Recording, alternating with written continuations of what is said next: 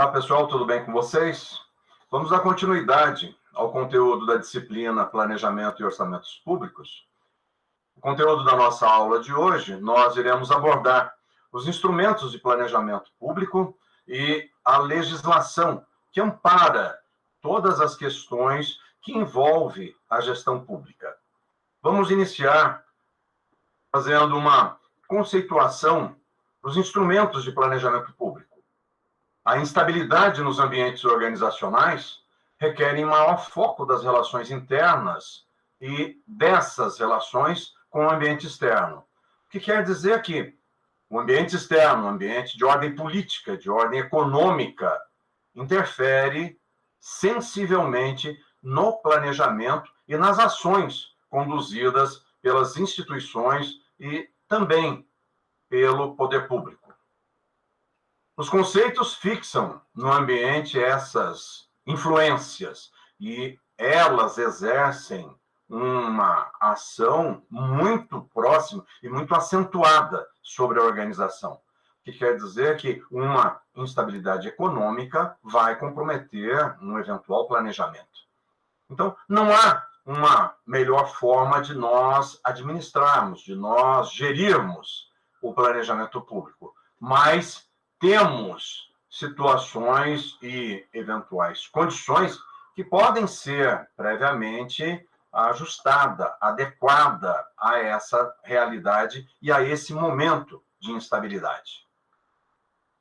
O primeiro marco crítico da história das reformas administrativas ocorre no governo Getúlio Vargas, em 1936, no seu primeiro governo. E essas reformas influenciaram diretamente a eficácia das políticas públicas durante aquele período, e essa situação ela vem acompanhando sistematicamente os demais governos até os nossos dias. A instituição, naquela oportunidade, era guiada por alguns princípios de centralização funcional. A hierarquia de comando e da impessoalidade, o que quer dizer que o planejamento ou essa estrutura adequada para a realidade daquela época acabava limitando sensivelmente as ações de planejamento. E, claro, essa impessoalidade, a centralização funcional também trazia, né, uma possibilidade de contaminação da gestão com questões de ordem política e também alguns conflitos de interesses públicos com a esfera privada. O Decreto-Lei número 200 estabelece esse marco e moderniza o aparelho de Estado brasileiro, voltado principalmente às questões de gestão e de planejamento. O decreto estabelece alguns princípios em que o planejamento e a coordenação, bem como o orçamento, delegação de competências, aconteçam sob algumas regras definidas, claro, nesse decreto e nessa legislação. O sistema orçamentário brasileiro é regulado através da atual Constituição, no artigo 165, e também por um conjunto de leis que estabelecem diretrizes para cada uma das esferas do poder público, seja ela federal, estadual ou municipal. Entre elas, nós vamos destacar essas legislações que são definidas como diretrizes para a nossa disciplina. Inicialmente, o Plano Plurianual, a Lei de Diretrizes Orçamentárias, LDO, a Lei Orçamentária Anual, LOA, e complementa essas diretrizes de gestão, de planejamento e do orçamento público, a Lei de Responsabilidade Fiscal. Nós vamos detalhar cada uma delas e vamos também estabelecer aí, né, os seus principais objetivos. O PPA, que é para nós uma das bases ou seja, um dos nossos alicerces legais para essa estruturação, conta com a natureza do programa de governo, tem uma duração de 4 anos e ocupa uma função tática. A Lei de Diretrizes Orçamentárias é um instrumento legislativo do Poder Executivo, tendo como principal iniciativa o processo orçamentário. Então, quando nós observamos lá as leis de diretrizes orçamentárias, já temos como referência de que esse orçamento já foi previamente aprovado, autorizado pelo Poder Executivo. O Legislativo, tanto a Câmara quanto o Senado, assim como as câmaras legislativas estaduais, as câmaras legislativas municipais, encaminham as propostas orçamentárias, discute e aprova as condições gerais do orçamento, direcionando o atendimento para as necessidades do município, do estado ou do governo federal. Já a lei orçamentária anual registra, documenta formalmente a previsão de cada uma dessas receitas e despesas que foram previamente autorizadas para o exercício seguinte. Então, sempre a questão que tem amparo legal, a legislação, ela se antecipa a cada um dos seus eventos, seja orçamentário, seja um evento associado ao planejamento plurianual, executado pelo governo durante esse período de 4 anos. E, complementando a nossa legislação, nós temos aí a Lei de Responsabilidade Fiscal, em que ela cria ou dá transparência à gestão fiscal e também responsabiliza cada um dos gestores públicos pela correta utilização dos recursos à sua disposição. Então, isso é importante. Nós temos esse amparo para que o gestor público tenha um pouco mais de responsabilidade com o recurso público e a necessidade social. A reforma administrativa foi retomada a partir de 95. Tivemos a primeira situação lá no governo de Getúlio Vargas e depois nós demandamos aí um tempo enorme para fazer essa reforma. E o foco principal dessa reforma foi justamente em função do governo demonstrar algumas ineficiências e lentidão na maneira como estava conduzindo as suas ações associadas tanto ao orçamento quanto também às questões sociais. E, a partir de 95, nós começamos também a ter um outro marco macroeconômico, a questão da globalização. E esse capitalismo internacional apresenta um certo dinamismo na qual o Brasil teve que se ajustar. O governo foi influenciado por algumas reformas ocorridas no ambiente externo, na Europa, nos Estados Unidos, e acaba formulando uma proposta baseada e denominada como nova administração pública ou administração pública gerencial.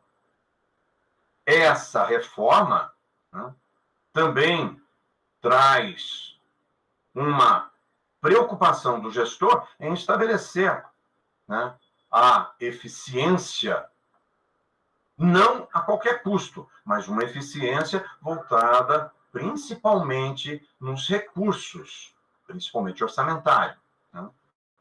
Otimizar esses recursos, oferecer bons serviços, resolver os problemas sociais, acabam sendo o foco principal dessa reforma ocorrida em 95 e, consequentemente, incompatível com os valores que estavam defendendo anteriormente, né? Então, o marco, ou esse divisor de águas, torna-se fundamental para um novo olhar da gestão pública diante desse novo cenário, influenciado pelas reformas administrativas norte-americana e europeia.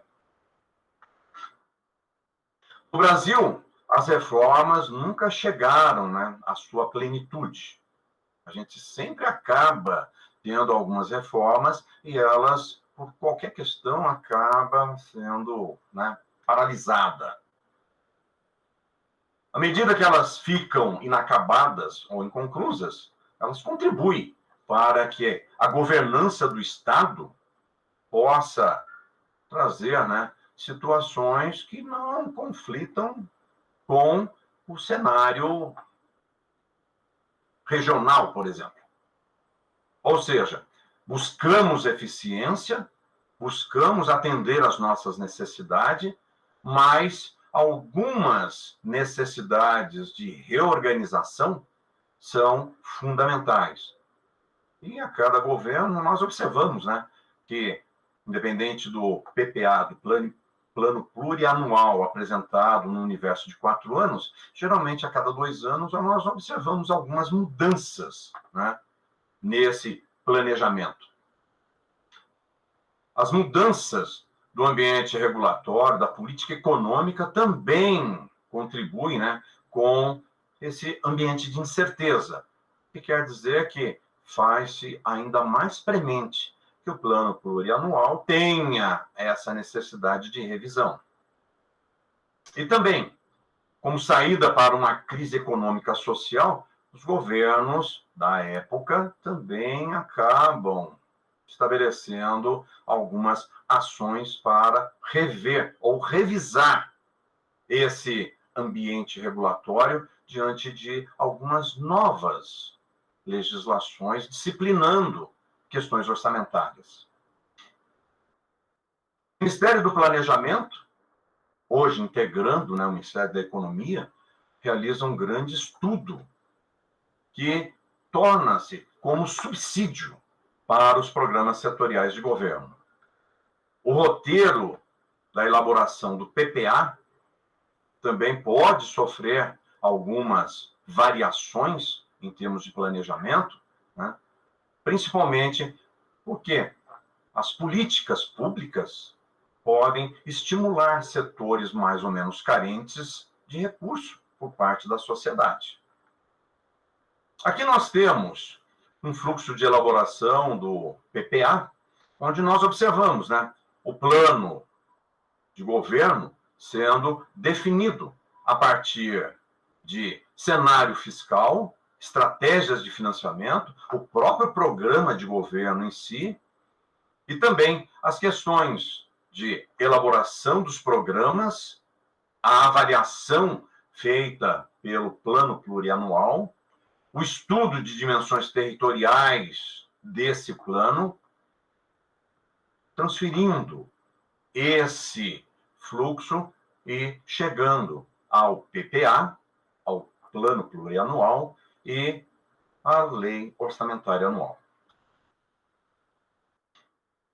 A nossa legislação, o plano plurianual estabelece, né, diretrizes e objetivos, metas para o período de 4 anos, previsão de despesas e gastos de capital, principalmente, né, com equipamentos, obras, principalmente associada à questão da educação, saúde, habitação, previsão de despesas de novos programas, tramitação legislativa do PPA, ele também tem um prazo previamente estabelecido, e quanto às suas diretrizes, né, as leis de diretrizes orçamentárias também definem, né, as metas e prioridade para a gestão pública, orienta a elaboração da lei orçamentária anual, dispondo sobre algumas alterações na legislação tributária, despesa com pessoal e também outras diretrizes.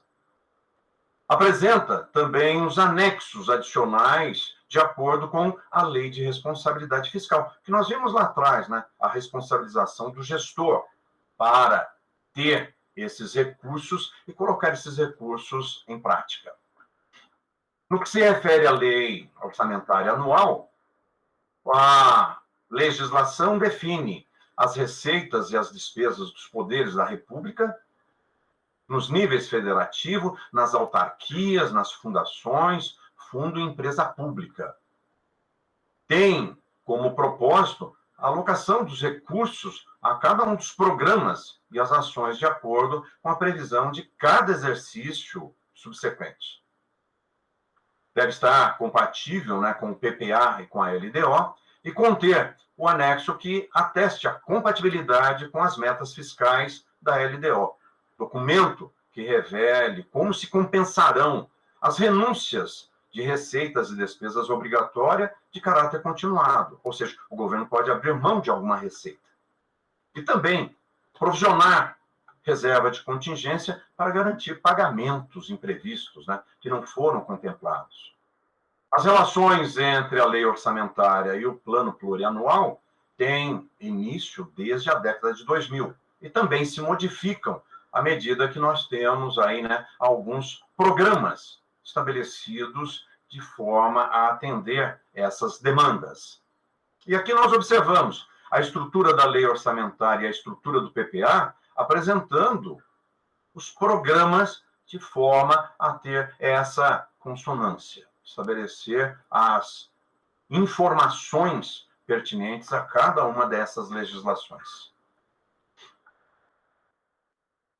No início do século XX, o conceito de administração estava baseado principalmente, né, em processo, no controle do trabalho, em busca da melhor forma de organizar as atividades do Estado. A partir daí, nós temos a administração como um objeto de estudo do trabalho humano e a gestão pública, o serviço a ser prestado à promoção do bem comum à sociedade. A administração sai desse cenário mais voltado ao corporativismo privado e começa também a ter uma preocupação com a gestão pública. Os instrumentos legais que nós estudamos e apresentamos para vocês nessa aula estão amparados na Constituição Federal de 1988 e são definidos, né, como o PPA, que nós já vimos, Plano Plurianual, a Lei de Diretrizes Orçamentária e a Lei do Orçamento Anual. Além disso, integra essa legislação a Lei de Responsabilidade Fiscal.